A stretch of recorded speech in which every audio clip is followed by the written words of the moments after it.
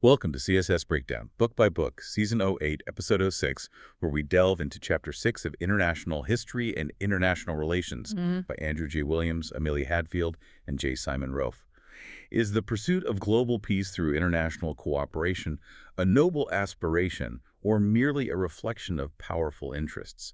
Our deep dive today is all about understanding this enduring tension as we unpack the historical literature on international organizations, extracting the most important insights to help you navigate this complex landscape. It's a really fundamental question, isn't it? And to really get a handle on international organizations, or IOs, we probably need to start way back. Look at the earliest philosophical ideas about global order. Right. Where do those roots lie?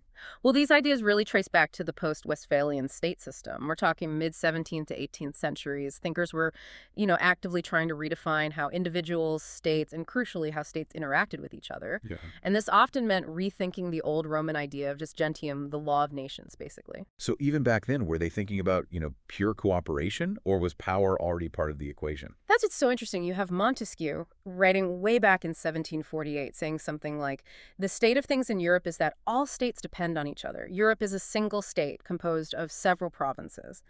So a sense of interconnectedness. But then you also have figures like Rousseau seeing war as just a natural state of affairs that's born in the nature of society. A bit more pessimistic. Exactly. But alongside them, you have legal minds like Hugo Grotius people. Think of him as a father of international law, laying groundwork for how states could interact through agreed rules. Thinking about state conduct, precursors to IOs. But the real shift, the big one that embodies that noble aspiration for peace, that really comes with Immanuel Kant. Ah, Kant, perpetual peace. Precisely. His 1795 pamphlet, he challenged the whole idea of hierarchical peace based on kings and whoever's strongest. Yeah. He linked law, constitutions, the state itself, suggesting this kind of duty to work for others' happiness, aiming for a universal harmony of interests, a powerful vision, really. Very idealistic, almost. It was. But even before Kant, you had figures like William Penn, the Marquis de Saint-Simon, dreaming up unions or federations of states. So this push for organized cooperation was definitely there, alongside this whole rethinking of what sovereignty even meant. It's fascinating how these deep philosophical currents feed into later, more practical attempts. So moving into the 19th century, after the French Revolution, these ideas start to take more shape. They do. But this is where it gets really interesting because, as you hinted, it wasn't always about pure altruism. Those powerful interests start shaping things very early on. How so? What's the prime example? The Congress of Vienna, 1815. That led to the Concert of Europe. Now, it looked like a political cooperative, the big powers, Britain, Russia, Austria, Prussia, working together. On the surface, it was an early kind of collective security, meant to uphold the public order in Europe. Sounds aspirational enough. But when you dig deeper, the source calls it not a coalition of ideas so much as a coalition of interests. Fundamentally, it was about consolidating the existing balance of power, stopping any new Napoleons. Okay, so right from the start, that tension is clear, aspiration for order, but driven by the interests of the powerful. Exactly. It was stability, yes, but stability designed to preserve the status quo for those already on top. Did it actually work? Did it stop wars? Well, no, it definitely didn't prevent wars. Look at the Crimea or Italy. And later meetings like the Berlin Congresses in 1878 about the Balkans or 1884 dividing up Africa. Okay, well, for Africa. Those were much more about managing great power rivalry than genuine cooperation. It really underscores how power politics often trumped ideals. But it wasn't all just power plays, surely. Were there any examples of actual cooperation? Oh, sure. There were limited examples. Things like the Rush-Bagot Agreement in 1817, reducing naval forces on the Great Lakes between the U.S. and Britain, or declaring neutrality for big waterways like the Suez and Panama canals. Practical stuff. Practical. And that leads into the rise of what Craig Murphy calls functional organizations in the 19th century, driven by industrialization, really. Like what? Think of the Universal Postal Union, 1874, the International Telecommunication Union, 1865, stuff to make communication and trade easier. Makes sense. Doesn't necessarily stop political fights, though. Not at all. But they served a practical purpose. And then you have things like the International Committee of the Red Cross from 1864. That was a direct humanitarian response to suffering on the battlefield. Cooperation driven by immediate need, not high politics. Right, practical needs driving cooperation where interests align, even if the big political goals remain out of reach. Okay, let's jump forward. Turn of the 20th century, 1900 to 1914, setting the stage for modern IOs. How does that aspiration versus interest dynamic play out here? This period sees a real ramp up. You get influential think tanks appearing, like Britain's Round Table Group in 1909, the American Carnegie Endowment for International Peace in 1910. Plus, you had the two Hague conferences, 1899 and 1907. They tried for disarmament, set up a permanent court of arbitration. Did they succeed on disarmament? Nope, failed on limiting arms. Mhm. But they did significantly raise public awareness, especially in the U.S. A growing public aspiration for peace was becoming visible. And what about the intellectual climate? Huge. Books like Norman Angel's The Great Illusion in 1910 argued powerfully that war was just economically stupid, a net loss for everyone. In France, you had Léon Bourgeois developing ideas of solidarity to push for international cooperation. Okay, so a real intellectual push towards cooperation. Yeah. But was it purely high-minded?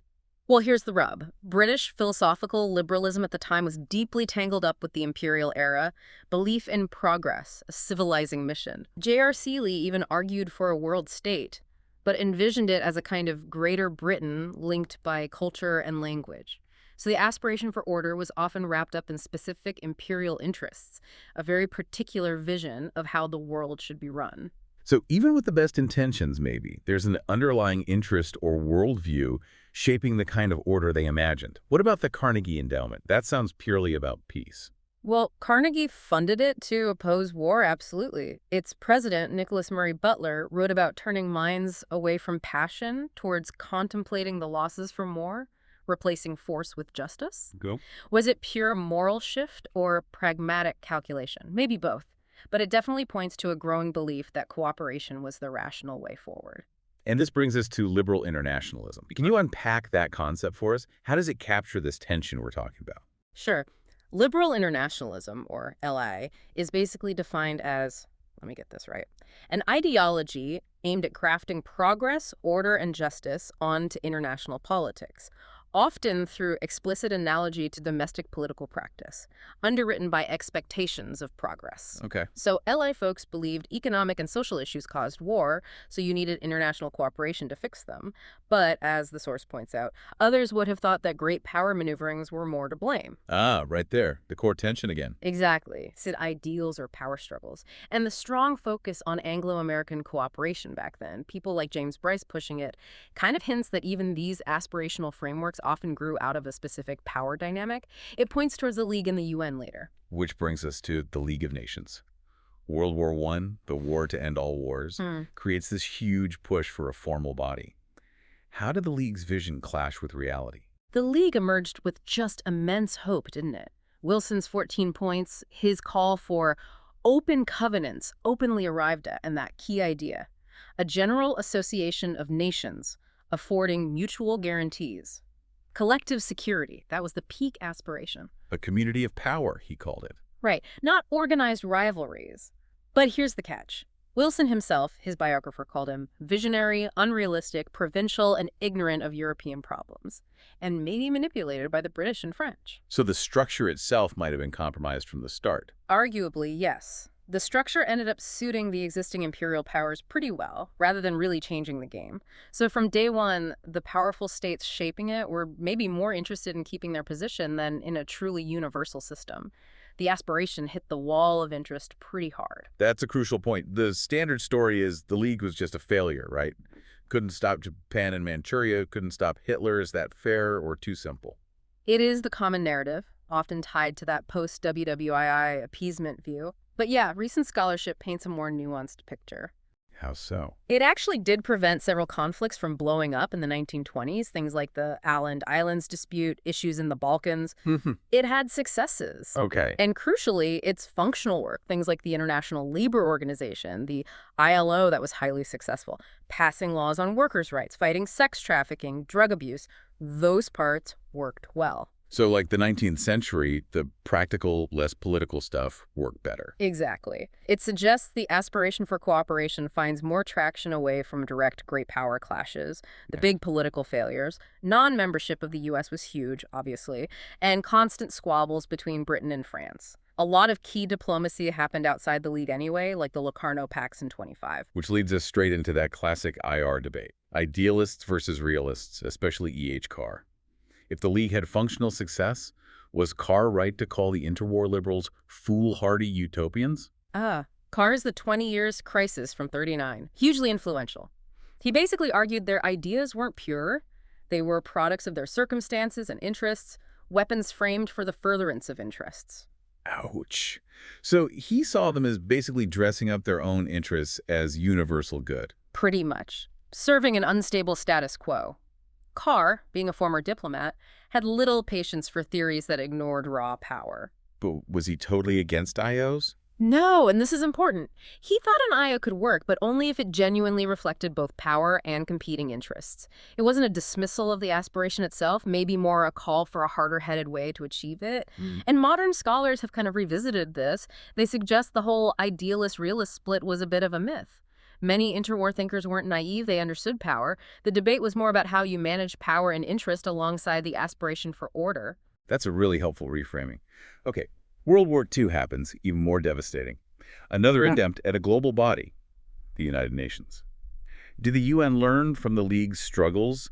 Did it manage to balance aspiration and interest better? Well, the UN's creation was described as a dream come true by one historian, a dream of ending, once and for all, mankind's curse of war.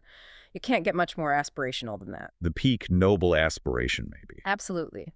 And FDR, Roosevelt, wanted a realistic Wilsonian approach, an organization with teeth, the Security Council with binding resolutions. Sounds stronger.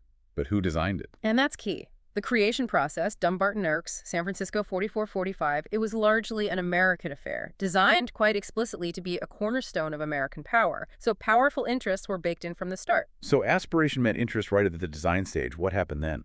Almost immediately, the UN got submerged beneath the realities of the Cold War. The Security Council, famously called 15 men on a powder keg, paralyzed by the veto power of the Big Five, US, USSR, Britain, China, France. George Kennan just dismissed it as a vainglorious and pretentious assertion.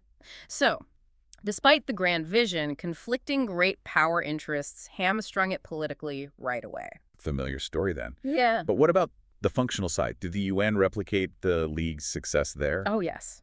Definitely. Despite the political gridlock, the UN spawned a huge number of functional agencies. The big ones were the Bretton Woods institutions from '44, the World Bank, the IMF, and eventually the WTO. The economic architecture. Exactly. So that legacy of functional, practical cooperation continued and really expanded under the UN, providing ways to collaborate even when the big political stage was frozen. One really significant aspiration within the UN framework was human rights. How did that evolve, given the constraints of state power? That's a major thread. The 20th century saw this slow shift from focusing only on state sovereignty to considering the sovereignty of the individual, and IOs were a key driver, a vector for that change. Now, Wilson talked about self-determination, but tied it to nation-states, and the U.S. itself got called out, especially by the Soviets, for its own human rights issues like racial segregation. Right.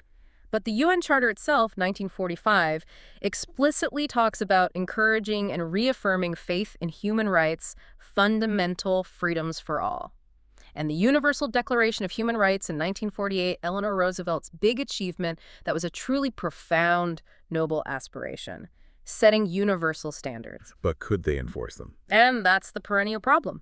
The machinery for enforcement was weak, often ineffective, caught between the West's focus on individual rights and the East Bloc's emphasis on social and economic rights during the Cold War. Yeah. And even now, the issue remains. Charters assume states protect rights, but often states are the worst violators. So again, aspiration meets the hard reality of state sovereignty and interest. Let's bring this right up to date. Post-Cold War, we see this idea of humanitarian intervention emerge. This feels like it puts the aspiration versus interest question front and center, doesn't it? It absolutely does. After 1990, this idea of a liberal peace gained steam, often expressed through humanitarian intervention, or HI, and that led to accepting the responsibility to protect, or R2P principle. R2P, right. And that embodies a powerful aspiration, the idea that the international community has a duty to step in to prevent mass atrocities if a state won't or can't. Seems very noble. But many observers stress the state-centric, even power orientation behind these actions. Michael Ignatieff put it bluntly in Empire Light: the ostensible rule may be humanitarian, but the real principle is imperial. the maintenance of order over barbarian threat. Wow. So humanitarianism as a cover for maintaining power. That's the critique. It suggests powerful interests can be cloaked in the language of noble aspiration. And these ideas have older roots, liberal imperialism, Kipling's white man's burden, creating order through force, selectively applied. So how did this play out after the Cold War? Was there genuine collective action? Well, you saw the 1991 Kuwait operation. That was the first big universal collective security mission without vetoes since the Korean War. Looked like the system working, but it also raised fears. Would powerful states just use intervention to impose their will, especially using Western definitions of human rights? And did those fears prove founded? Well, you look at Kosovo in 1999, no UN Security Council mandate there. Then Afghanistan in 2001, Iraq in 2003, invasions for regime change without clear Security Council backing. Many see these as flagrant abuse of the UN Charter. Which damages the UN's legitimacy. Exactly. Accusations of partiality becoming a target itself. The debate still rages. Are these actions the defense of civilization itself, or are they hubristic, damaging expressions of imperial design?